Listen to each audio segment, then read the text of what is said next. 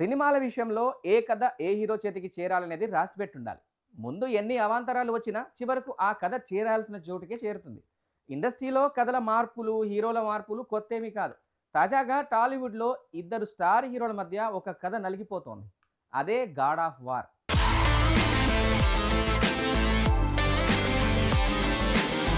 మాటల మాంత్రికుడు త్రివిక్రమ్ కుమారస్వామి కథను సినిమాగా చూపించాలని ఆరాటపడుతున్న విషయం మనందరికీ తెలిసిందే. 'పుష్ప 2' తర్వాత అల్లు అర్జున్, త్రివిక్రమ్ కాంబోలో ఒక సినిమాను ప్రకటించారు. ఆ సినిమాలోనే బన్నీ కుమారస్వామిగా నటిస్తున్నట్లు వార్తలొచ్చాయి.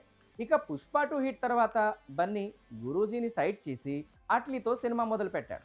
ఆ సమయంలో గురూజీ అదే కుమారస్వామి కథను జూనియర్ ఎన్టీఆర్తో చేయడానికి ప్లాన్ చేశాడు. మైథాలజీ కథ కాబట్టి ఎన్టీఆర్ కూడా టక్కున ఓకే అనడమే కాకుండా కుమారస్వామి గురించి తెలుసుకోవడానికి బుక్స్ కూడా చదవడం మొదలుపెట్టాడు. సరే, ఎవరో ఒకరు సినిమా రావడం మాత్రం పక్కా అనుకున్నారు ప్రేక్షకులు.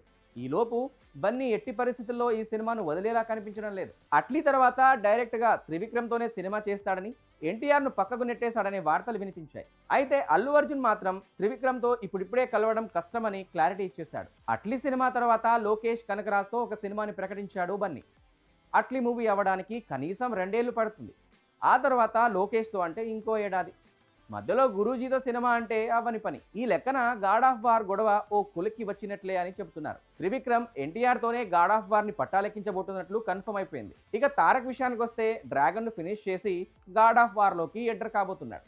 ఆ లోపు త్రివిక్రమ్ వెంకటేష్తో 'ఆదర్శ కుటుంబం' సినిమాని ఫినిష్ చేస్తాడు. మొత్తంగా ఎట్టకేలకు 'గాడ్ ఆఫ్ వార్' సమస్య ఓ కొలిక్కి వచ్చినట్లే అని ఫ్యాన్స్ కూడా నమ్ముతున్నారు. మరి ఇందులో నిజమెంత అనేది తెలియాలంటే దీనిపై అఫీషియల్ అనౌన్స్మెంట్ వచ్చేంత వరకు వేచి చూడాల్సిందే.